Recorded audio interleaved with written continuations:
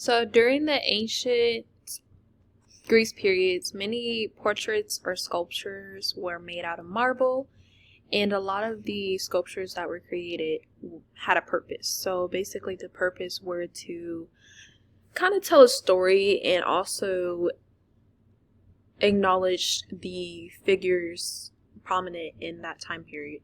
Especially if you're looking at the Motya Charioteer, I chose this one because I felt this statue had much meaning, especially when it emphasized the prominence of nudity, because nudity was seen as something that was bad and it was shunned down. But during this time period, a lot of people had the option to look behind closed doors and actually be open to more things. So I think this sculpture is very realistically sculpted, and I think the artist had great intentions beyond it.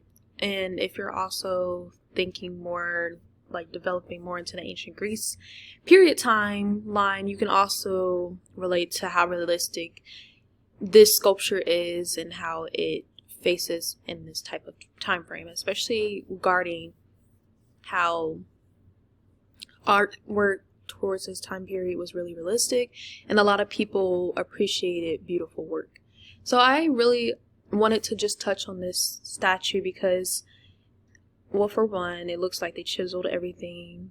I mean, there's pieces of work that over time it deteriorated, but at the same time the sculpture itself still has that meaning of nudity and how it was very prominent during this time. So when I was just researching and just looking over this piece, I really enjoyed learning more about the geometric structures and how alignment really matters, as you see like towards his torso and like the lines, just alignment and everything. And you see some of the sculptings right here. You can see that this person or the artist took a long time sculpting this, and it also has the viewer's attention because they're like, wow, like they took a lot of time to create this type of sculpture.